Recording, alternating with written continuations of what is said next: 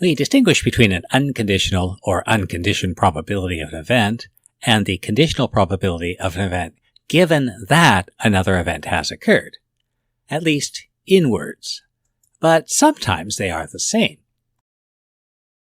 For example, there is some probability a plane is delayed due to a snowstorm, and there's some probability the pilot's name is Morgan. So what's the probability the plane was delayed by a snowstorm given that the pilot's name was Morgan? It seems that even though we know another event M happened, it has no bearing on the probability of W. In other words, we should suspect that the probability of W given M is the same as the probability of W in the first place. This leads to an important and misunderstood idea in probability. Suppose the conditional probability is the same as the probability of the event itself. It's easiest to understand what this means from the Bayesian viewpoint. The probability of A gives us the confidence that A has occurred.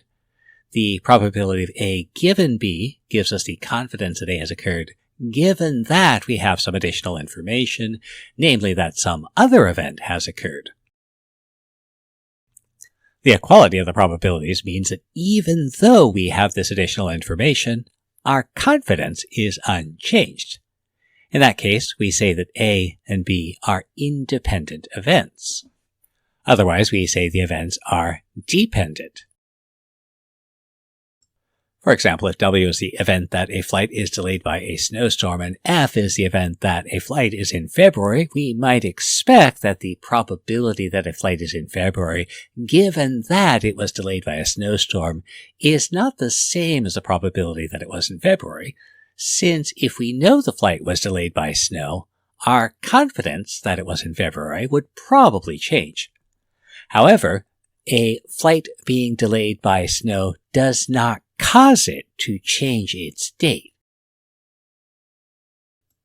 One important idea to keep in mind when we talk about the conditional probability, this refers to the outcome of one trial of a random experiment where B definitely occurred.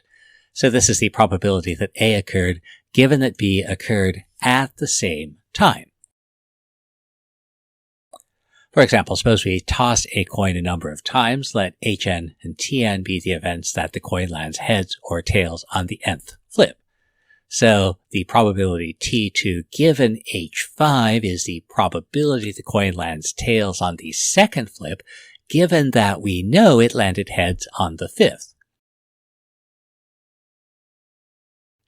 And again, it's important to remember that independence or dependence has nothing to do with causality. Landing heads on the fifth flip does not create a rift in the space-time continuum that causes the coin to land tails on the second flip. For example, suppose we toss a coin a number of times. What about the probability of T5 given H5? This is the probability the coin lands tails on the fifth flip, given that it landed heads on the fifth flip. But if the coin landed heads on the fifth flip, it can't land tails on the fifth flip, so that probability must be 0. The preceding suggests some important results about independence and dependence. Let's see if we can prove anything useful. So note that our reasoning that this probability was 0 was based on the fact that the coin couldn't land heads and tails simultaneously. And so the two events in question are mutually exclusive events. So what if A and B are mutually exclusive? For reasons, let's assume that neither has probability 0. We won't go into detail about why we're assuming neither has probability 0, but for now it's convenient. If an event has probability 0, then it's rather peculiar to talk about the probability of its occurrence, or a probability based on the fact that it occurred. Now, since they're mutually exclusive, they can't occur simultaneously. So if B does occur, A does not occur. And so the probability of A, given that B has occurred, must be 0. And this gives us a useful theorem. If A and B are mutually exclusive events with non-zero probability, they're automatically dependent, because the conditional probability drops to 0. Now, a useful idea in mathematics, consider the corollaries. A corollary is an obvious consequence of a result. Since what's obvious to one person is not necessarily obvious to another, this isn't a precise definition, but in practice a corollary follows from a result with one line of explanation. So let's think about that. Since mutually exclusive events are dependent, and complementary events are mutually exclusive, then complementary events are also dependent. And so for free, we get another theorem: complementary events with non-zero probabilities are dependent.